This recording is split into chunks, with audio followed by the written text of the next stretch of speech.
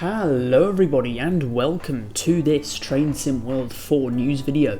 Today we are going to have a look at the Antelope Valley 9, which is the second? No, this is the third, the final core route overview thing that I'll be doing for Train Sim World 4.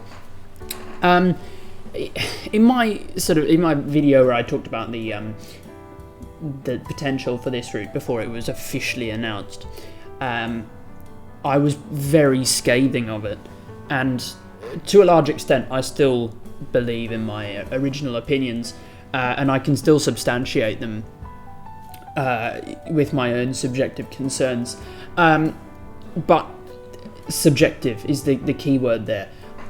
Personally, I am not really a fan of these style of routes. I know plenty of people who are into these routes, and many of you who are into these routes made yourselves aware in the last video. I know, and I understand that.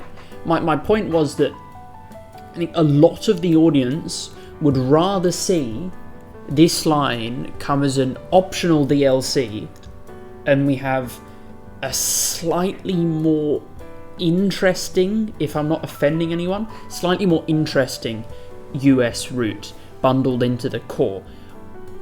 I know why Dovetail haven't done that.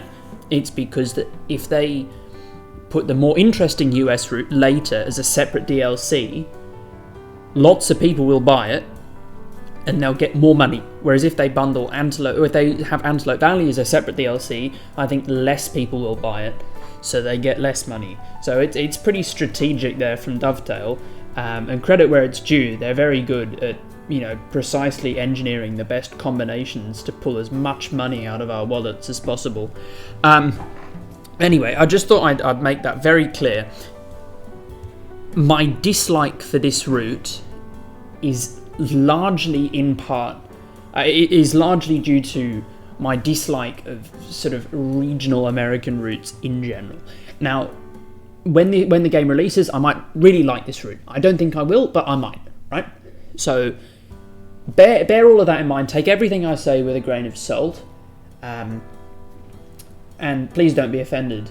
I'm not criticizing anyone who likes this route by disliking the route myself. If you like the route, that's cool, amazing, good for you, right? I don't like the route so far, but if you don't like it, it is absolutely not a personal attack on you. Enough of a rant, let's go straight in. Most of you would already know, so I'll keep the overview brief. We've got a low frequency diesel commuter line with a push-pull loco and double deck rolling stock. 76.5 miles of primarily single track lines, and yeah, they're completely unelectrified from LA, and then it sort of goes northwest for a bit and then sort of due east and then due north. It's a bit of a funky, really indirect route. A classic US there. A maximum line speed of 79 miles an hour and 13 stations. And those 13 includes I believe it's called Vista Canyon, is it? Which hasn't actually opened in real life. It almost has, but Dovetail have done the route as if it has opened. So this is actually sort of our first future route in a way, but not by much. So the rolling stock, we're getting the EMD F125 locomotive, which can do 125, but obviously is limited to 79, and of course all of you care about, you want to get platinum trophy, so you've got to pay attention to the speed limit. Who cares? Who gives a fuck? But yeah, they're limited to 79, and they put out 4,700 horsepower. And we have the Rotem Cyclops, I believe they've been nicknamed, coaches with the Rotem cab cars. I do not believe, I actually did do quite a lot of research, well, relatively, a reasonable amount of looking into whether there was actually any freight coming with the line. I couldn't find any links to that, even though there was a BNSF train in the original thing.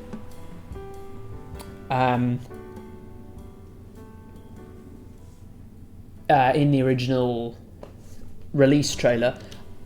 I mean, not even JD's Train Sim Mod 4 shirt had a BNSF logo printed on it, and that had the Class 66 on. So I don't think the BNSF train's coming bundled with it.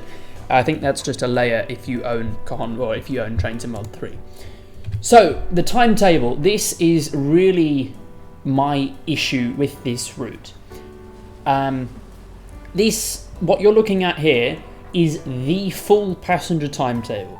Obviously there's freight and there's also some depot moves, but this is it. Yeah, the yellow timetable on the left on the Ventura County line just runs on a little bit of the line before it branches off and follows the Pacific Surfliner towards San Jose, I believe. But yeah, that just goes 2 stops from LA Union Station to Burbank downtown. It takes 20 minutes. And there are 24 trains a day that do that. So 24 trains in the timetable that do that. Then on the right-hand side, we've got the Antelope Valley line. Obviously, this is the full... We're getting all of these. And there's an extra station there, as I said, the Vista Canyon, which is not shown on the timetable because it hasn't opened yet. You just got to be careful because two of those services on the timetable are buses, so kill them out. And you're left with 22 Antelope Valley Line trains in total. So that's 11 per direction per day. So the full length runs, which is all but 2 in each direction, so 9 in each direction. I'll just double check that. 1, 2, 3, 4, 5, 6, 7, 8, 9. Yes, 9 in each direction. They take 2 hours and 5 minutes, which is a fucking long time. That's a seriously long time. Like, I am not going to sit down and do a 2-hour drive through a desert. That's just beyond belief. Like, 1 hour is pushing it, but I can do it, just about, if it's interesting enough. 2 hours, nah, you lost me there. Thankfully though, the half-length trains, which stop at all but 3 of the stations, only take an hour to do. So 1 hour of the route involves the last 3 stations, which I just, in fact, over an hour, is it? Yeah, more or less, which I find bizarre. That is such a fucking empty route, that last little bit. But don't worry, luckily there are those 4 half-length trains. So there's other AI on the various other Metrolink lines at LA Union. We don't have any Amtrak equipment that's applicable for LA Union stations, so don't expect anything there. Based on the Mastery Awards, there might be AI trams on the Metro Rail platforms, but I'm not sure about that. Or they might be locked behind the Mastery achievement or something ridiculous, something completely unnecessary. As I said, there are also non-revenue trains from the central maintenance facility to LA. I believe. I can't find any, and I have tried to find, but I couldn't find any information about this. Oh, hang on, no, I've just spotted a mistake. Sorry. On this Ventura County line, these... Would it be? These A trains in the blue, yeah, they're Amtrak. Yeah, so we actually only have 20 trains on the Ventura County line, so just bear that in mind. Sorry. What was I on about? Yes, maintenance facilities. So there are some, I would assume there are some depot runs because there is a depot on the route. And based on the video that had a BNSF train, I would assume there's some BNSF, either as AI or drivable, that's layered in, but I don't believe that is available as part of the route. if you don't own Cajon Pass. So that's the timetable. Next, the positives. I really had to jog my brain to try and squeeze out any kind of positives, because I'm going to be honest now, I can't think of many. It's just a route. There's nothing jumps out at me about this. Nothing really, to me, makes it feel like it's deserving of being one of the core routes. Like, again, this would be, I wouldn't object to this being a future DLC. But as a core route, and again, I know why Dovetail have done this, but I just can't understand why. But again, paradox, I can understand why. But yeah, so I guess with new US passenger, and a lot of people have been asking for that, so that's cool, I guess. It's sort of a new region, but not really, because Cajon Pass was kind of it already. It allows for future build-ups for other routes, so Pacific Surfliner, which is very close, and there's some of it runs along this part of the route. And Dovetail were taking recordings of the Surfliner equipment, even though I know they were not using it to make anything. They just try to get as much material as they can in case they want to make it in the future, but they don't have any plans, apparently.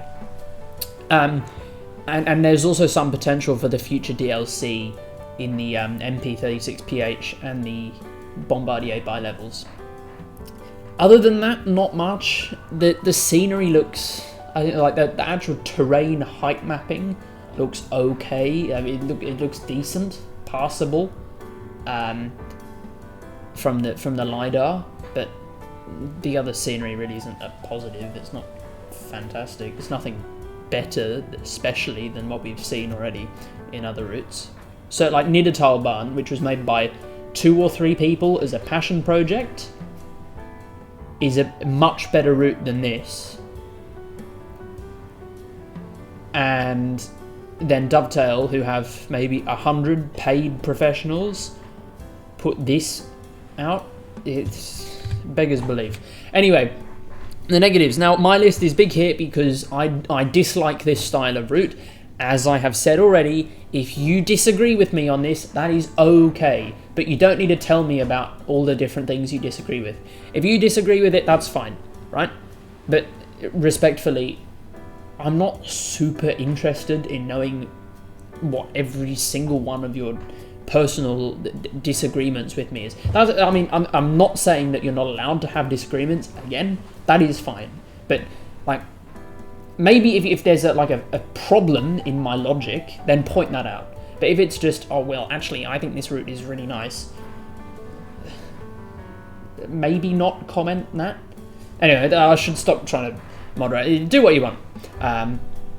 I shouldn't care about that. But yeah, based on my calculations, which are now wrong because I used a 24 instead of 20, there are less than 50 hours of total revenue service in the timetable mode. Now, that's not including any BNSF stuff, that's not including depot work, but that's including all of the passenger services.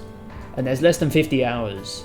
And that's not great. I know most people won't play that anyway. Most people don't get to that on any normal route. But the routes that I really love, I probably have gotten to that point. And it's just... the replayability is pretty poor. Like, if you exclude all of the nighttime scenarios, because I'm not huge into nighttime running, because, you know, like, I want to be able to see something. Yeah, this isn't a job, I'm doing this for fun, right?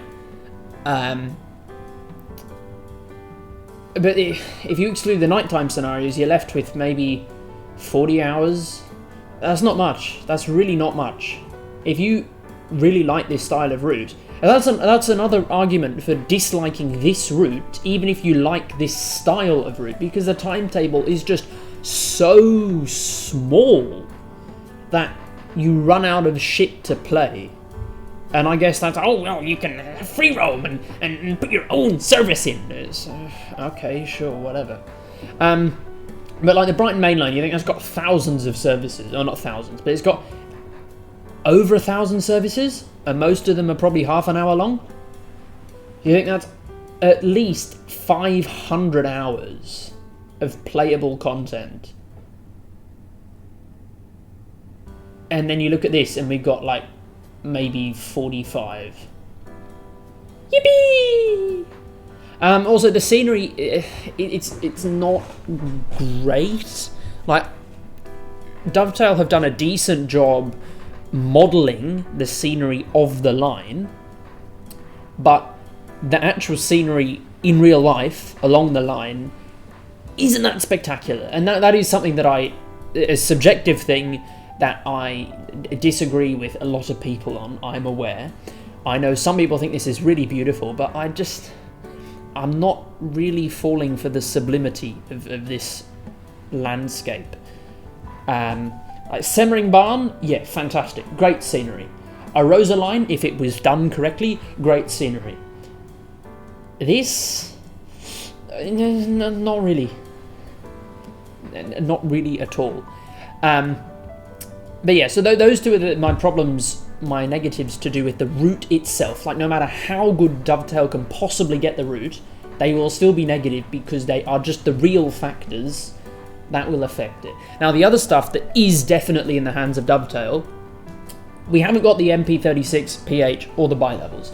This really confused me. I thought this would be free content for Dovetail because they already exist. They just need to whack them in a new livery.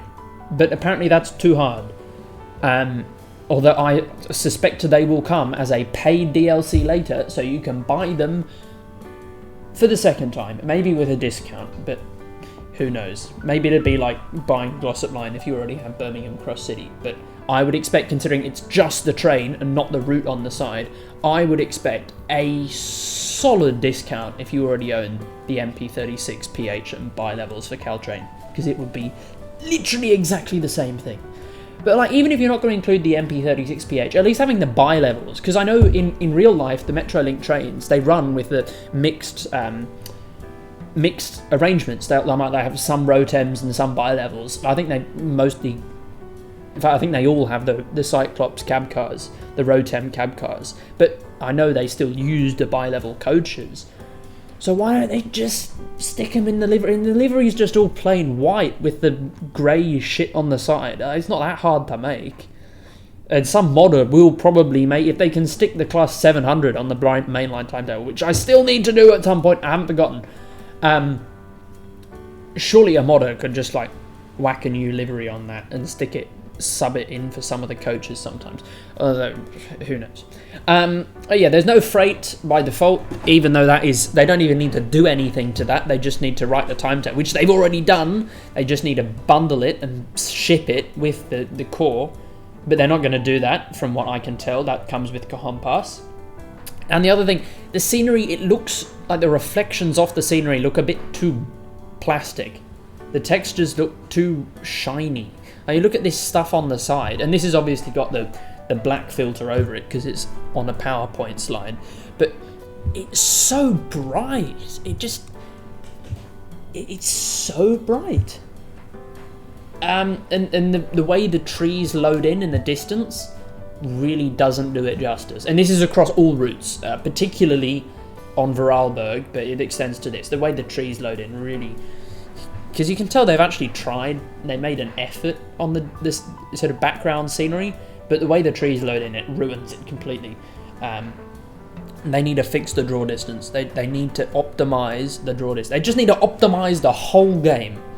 Just Train Sim World 5, if it released a month after Train Sim World 4, but was just optimization, I wouldn't complain. Because that is all we need.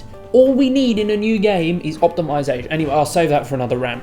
But yeah, like, it's just all blocky and reflective. And I know this is work in progress, so it might change. But it also looks pretty low detail. It looks a little bit blocky. Not like Minecraft level, but it's not great. And we've still got our 2D grass down here. So much for our fantastic foliage. But yeah, 2D grass is not really a huge bonus. Yeah, anyway, that is about all I have to say for this route. My bar is pretty high. I think Dovetail will need to really amaze me for me to be satisfied with this route. But as you see here, most of that is to do with the physical, real route itself, and not to do with Dovetail's efforts. So it will need to be the best thing. It will need to be better than Nidatalbarn for me to like this route, because well, it's got some work to do, and I don't think it will achieve that. Anyway, if you like this route and you're excited for it, sure, comment about it. Sure, why not? I might even pin it. But I do encourage you to do your own research. I know a lot of people have been sledging me for not doing enough research, which is fair enough. Do your own research if you're interested in this stuff. Come to your own opinion. Don't let my clearly biased one affect you too much. Yeah, those are my thoughts on the Antelope Valley line, and I'll see you next time. Goodbye.